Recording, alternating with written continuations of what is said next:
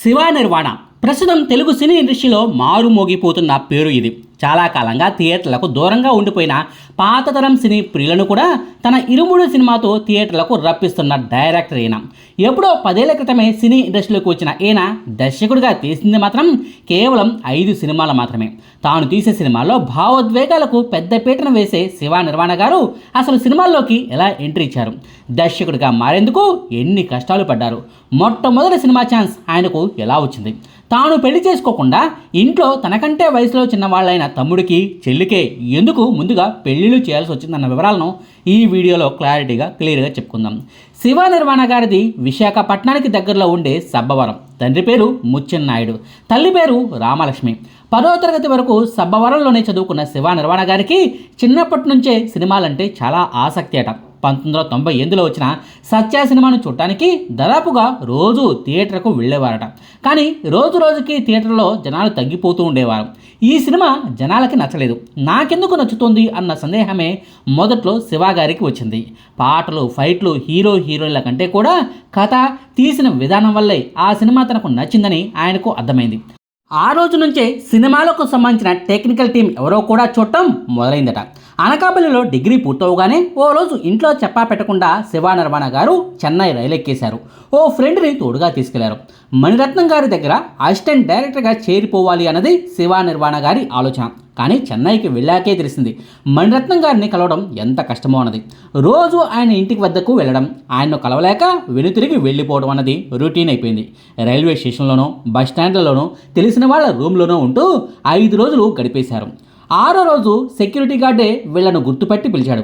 ఏంటి బాబు రోజు వస్తున్నారేంటి, అసలు మీకేం కావాలని నిలదీస్తే అసలు విషయాన్ని చెప్పేశారు. మణిరత్నం గారి దగ్గర ఇప్పటికే 25 మంది అసిస్టెంట్ డైరెక్టర్లు ఉన్నారు, కొత్త వాళ్లను తీసుకోవడం లేదు. పైగా నిన్న రాత్రి ఈ ప్రాంతంలో పెద్ద దొంగతనం జరిగింది. అనుమానంగా కనిపిస్తే పోలీసులు మక్కిలు ఎరగొట్టి బొక్కలో పడేస్తారు. వెంటనే ఇక్కడి నుంచి వెళ్ళిపోండి, మీ మంచికై చెప్తున్నానంటూ ఆ సెక్యూరిటీ గార్డు బెదరగొట్టడంతో శివ నిర్వాణ గారు నిజంగానే భయపడిపోయారు. దీంతో లాభం లేదని తిరిగి ఇంటికి వచ్చేశారు.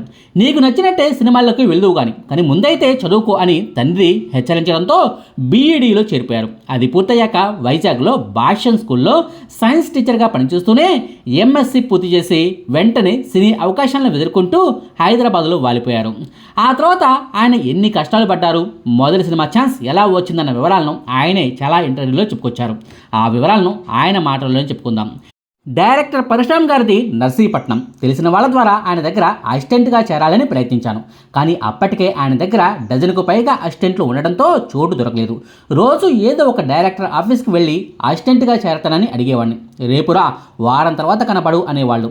వాళ్ళు చెప్పినట్టే వెళ్ళేవాడిని. ఖాళీ లేవని అప్పుడు చెప్పేవారు. కానీ నా దండయాత్ర కొనసాగుతూనే ఉండేది. మధ్యలో కొన్నిసార్లు షూటింగ్ చూడటానికి వెళ్ళేవాడిని. డైరెక్టర్ కాదు, అసిస్టెంట్ డైరెక్టర్ అయినా కాగలమా అన్న సందేహం వచ్చేది. ఇంకొందరు ఓ సీరియల్ చేస్తున్నాం, పని చేస్తావా అనేవారు. ఆ ఛాన్స్ని వదులుకునేవాడిని కాదు. అక్కడ 24 ఫ్రేమ్స్ ఉంటాయి కదా. విఎన్ ఆదిత్య గారి దగ్గర మనసు మాట వినదు సినిమాకి మొదటిసారి అసిస్టెంట్గా పనిచేశాను. అలా కొందరితో పరిచయం ఏర్పడింది. తర్వాత ఒకసారి రామ్ గోపాల్ వర్మ గారికి ఓ కథను చెప్పడానికి కలిశాను. అది ఓకే అవ్వలేదు, కానీ ఆయన చేస్తున్న రక్త చరిత్ర షూటింగ్ని పరిశీలించే అవకాశం ఇచ్చారు. ఆ తర్వాత మళ్ళీ పరశురామ్ గారిని సంప్రదిస్తే ఆయన రమ్మన్నారు. ఆయన దగ్గర సోలో, సారొచ్చారు సినిమాలకు అసిస్టెంట్గా పనిచేశాను. పరశురామ్ గారి దగ్గర పనిచేసిన అనుభవంతో సొంతంగా సినిమాను తీయగలనన్న నమ్మకం వచ్చింది. దాంతో పరిశ్రమలోని కొందరు వ్యక్తుల్ని కలిసి కథలు వినిపించేవాడిని. వాళ్ళకి కథ నచ్చినా కూడా నేను తీయలేనేమో అన్న సందేహం ఉండేది. అలా కాదని నా దగ్గరున్న కొద్దిపాటి మొత్తంతో ఫ్రెండ్స్ సాయం తీసుకుని 2014లో one more smile, love algebra అనే పేర్లతో 2 షార్ట్ ఫిల్మ్ను తీశాను. ఎవరికైనా కథ చెప్పిన తర్వాత నా షార్ట్ ఫిల్మ్ల లింకును పంపేటోడిని. బడ్జెటు, చిత్రీకరణ వ్యవధి, ఈ అంశాలన్నీ కూడా క్లియర్గా చెప్పేవాడిని. నా షార్ట్ ఫిల్మ్స్ చూసిన శివ తుర్లపాటి ఫోన్ చేసి మెచ్చుకున్నాడు. తను టాలీవుడ్లో కొరియోగ్రాఫర్. ఇద్దరం కలిసి షార్ట్ ఫిల్మ్లు తీద్దామన్నాడు. నా సినిమా లక్ష్యాన్ని ఆయనకి చెప్పాను. తను హెల్ప్ చేస్తానన్నాడు. నా కథల్ని తనతో పంచుకునేవాడిని. అలా నేను చెప్పిన ఓ కథ లైన్ని కోన వెంకట గారికి చెప్పాడు. ఆయనకే నచ్చింది. దాంతో వచ్చి కలవమన్నాడు. వెళ్ళి కథ మొత్తం చెప్పాను. అదే నిన్ను కోరి సినిమా కథ. తర్వాత ఆయన తన అనుభవాలను జోడించి స్క్రీన్ ప్లే, డైలాగుల్ని ఇంప్రూవ్ చేసి స్క్రిప్ట్ను రెడీ చేశాం.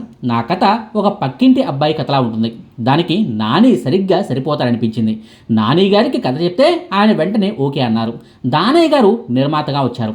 చాలా సినిమాలకి కథ ఓకే అనుకున్నాక హీరో డేట్స్ కుదిరి అన్నీ తెరకెక్కడానికి ఏడాదైనా సమయం పడుతుంది.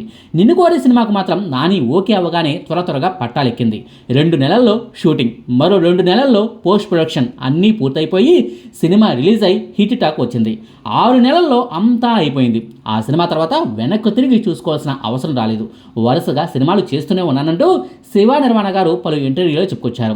నిన్ను కోరి సినిమా తర్వాత నాగ చైతన్య, సమంత గార్ల కాంబినేషన్లో మజిలీ అనే సినిమాను తెరకెక్కించారు. ఆ సినిమా మంచి విజయం సాధించడమే కాదు, దర్శకుడిగా శివ నిర్మాణ గారికి మంచి పేరును కూడా తెచ్చిపెట్టింది. ఇక ఆ సినిమా తర్వాత టక్ జగదీష్ అనే సినిమాను తీస్తే అది కాస్త నిరాశపరిచింది. నేను ఫ్యామిలీ ఆడియన్స్ కోసమే ఆ సినిమాను తీశాను, కానీ కొన్ని కారణాల వల్ల దాన్ని ఓటీటీలో నేరుగా రిలీజ్ చేయాల్సి వచ్చింది. అర్ధరాత్రి 12 గంటలకు అంతా నిద్రపోయే సమయంలో ఓటీటీలో ఆ ఫ్యామిలీ సినిమాను రిలీజ్ చేస్తే తెల్లారేసరికి ఫ్లాప్ టాక్ ప్రచారమైంది. థియేటర్లలో రిలీజ్ అయి ఉంటే ఫ్యామిలీ ఆడియన్స్కు నచ్చి ఉండేదని ఎప్పటికీ నేను నమ్ముతుంటాను. అలా అని అది ఫ్లాప్ సినిమా కాదు, హిట్ అని నేను అనడం లేదు. మజిలీ, నిన్ను కోరి సినిమాను హిట్ చేసిన వాళ్లే దాన్ని ఫ్లాప్ అంటుంటే నేనెందుకు కాదంటాను? మనస్ఫూర్తిగా ఆ సినిమా నుంచి పాఠాలు నేర్చుకుంటా అంటూ శివ నిర్మాణ గారు ఓ సందర్భంలో చెప్పుకొచ్చారు. ఇక ఆ సినిమా తర్వాత 2023లో ఖుషి సినిమాను తీస్తే అది కూడా యావరేజ్గానే ఆడింది. పెద్దగా నష్టాలు రాకపోయినా, నిర్మాతకు వచ్చిన నష్టమేమీ లేకపోయినా భారీ స్థాయిలో లాభాలను మాత్రం తెచ్చిపెట్టలేకపోయింది. ఇక ఆ తర్వాత రవితేజ గారితో ఇరుముడి సినిమాను తీస్తే థియేటర్లో ప్రస్తుతం జనజాతర కనిపిస్తుంది. రవితేజ గారికి చాన్నాళ్ల తర్వాత బ్లాక్ బాస్టర్ విజయాన్ని అందివ్వడమే కాదు, సంక్రాంతి సినిమాల తర్వాత థియేటర్లు కూడా ఈ సినిమాతో కళకళలాడిపోతున్నాయి. ఇది శివ నిర్మాణ గారి సినీ కెరీర్కు సంబంధించిన వివరాలు. ఇక ఆయన వ్యక్తిగత వివరాలకు వెళ్తే శివ నిర్మాణ గారికి ఓ తమ్ముడు, మరో చెల్లి కూడా ఉన్నారు. ఇంట్లో ఆయనే పెద్ద కొడుకు. పీజీ పూర్తి చేశాక సినీ ఇండస్ట్రీలోకి వెళ్ళిన కొన్నాళ్ళకే తండ్రి గారి నుంచి ఓ రోజు ఫోన్ కాల్ వచ్చింది. ఏ వయసులో జరగాల్సిన ముచ్చట ఆ వయసులో జరగాలి, ముందైతే పెళ్లి చేసుకో, ఆ తర్వాత నీ ప్రయత్నాల్లో నువ్వు ఉండు, నీకు ఆర్థికంగా ఇబ్బందులు లేకుండా నేను చూసుకుంటా కదా అంటూ కన్న తండ్రి చెప్పినా శివ నిర్మాణ గారు మాత్రం వినలేదట. భార్యను పోషించలేని స్థితిలో ఉన్నప్పుడు పెళ్లి చేసుకోవటం కరెక్ట్ కాదు నాన్న, నా పరిస్థితిని నువ్వు అర్థం చేసుకోవచ్చు, కానీ నా భార్య అర్థం చేసుకోలేకపోతే ఆ మానసిక వేదన మరోలా ఉంటుందంటూ తండ్రికే అర్థమయ్యేలా చెప్పారట. అసిస్టెంట్ డైరెక్టర్గా తనకు వచ్చేది అరకొర జీతమే, ఒక్కోసారి అది కూడా ఉండదు, ఒక్కో రోజు చేతిలో ₹1 కూడా ఉండదు, తినడానికి తిండి లేక పస్తులున్న రోజులు ఎన్నో ఉన్నాయి. అలాంటి పరిస్థితుల్లో హైదరాబాద్లో ఇబ్బందులు పడుతుంటే ఆ టైంలో పెళ్లి చేసుకోవటం కరెక్ట్ కాదన్నది ఆయన అభిప్రాయం. హైదరాబాద్లో నీకు ఈ కష్టాలు అవసరమా, ఇంటికి వచ్చాయి, ఏదో ఒక జాబ్ దొరకకుండా పోతుందా అంటూ తండ్రి ఎన్నిసార్లు చెప్పినా వినిపించుకోలేదు ఆయన. శివ నిర్మాణ గారు చెప్పినట్టుగానే మొదట కూతురికి పెళ్లి చేసిన ఆ తండ్రి ఆ తర్వాత చిన్న కొడుకు కూడా సంబంధాలు చూడటం మొదలుపెట్టారట. ఏంటి మీ పెద్ద అబ్బాయికి కాదని రెండోవాడికి పెళ్లి చేస్తున్నారా, చిన్నోడు ప్రయోజకుడు అయ్యాడు కానీ పెద్దోడిని అలా వదిలేశారేంటి, అంతా బాగుంటే పెద్దోడికే మీరు పెళ్లి చేసేవారు కదా అంటూ బంధువులు సూటిపోటి మాటలు అనేవారట. ఆ విషయాలు తెలిసి శివ నిర్మాణ గారు కన్నీటి పరిమితమైన రోజులు ఎన్నో ఉన్నాయి. వయసులో తనకంటే చిన్నవాళ్లే అయినా సరే, చెల్లికి తమ్ముడికి పెళ్లిళ్ళు చేసినా సరే శివ నిర్మాణ గారు మాత్రం పెళ్లి ఊసే చాన్నాళ్ల పాటు ఎత్తలేదట. నిన్ను కోరి సినిమా విడుదలయ్యి బ్లాక్ బాస్టర్ విజయాన్ని సాధించిన తర్వాతే నాన్న ఇప్పుడు నాకు ధైర్యం వచ్చింది, సినీ ఇండస్ట్రీలో నిలదొక్కుకోగలను అన్న నమ్మకం వచ్చింది, ఇప్పుడు పెళ్లి చేసుకుంటా, సంబంధాలు చూడమంటూ తండ్రికి చెప్పారట. ఓ పెళ్లికి వచ్చిన భాగ్యలక్ష్మి గారిని చూసి తన కొడుకు ఆ అమ్మాయి అయితే బాగుంటుందన్న అభిప్రాయంతో సంబంధాన్ని ఆ తండ్రి గారు మాట్లాడటం జరిగిందట. అప్పటికే నిన్ను కోరి సినిమా విడుదలయ్యి 2 వారాలైంది. ఆ సినిమాను భాగ్యలక్ష్మి గారు కూడా చూశారట. తనకు ఎంతో ఇష్టమైన సినిమా డైరెక్టర్ నుంచే తనకు పెళ్లి ప్రపోజల్ వస్తుందని ఊహించిన భాగ్యలక్ష్మి గారు ఆ పెళ్లి ప్రపోజల్కు వెంటనే ఓకే చెప్పారట.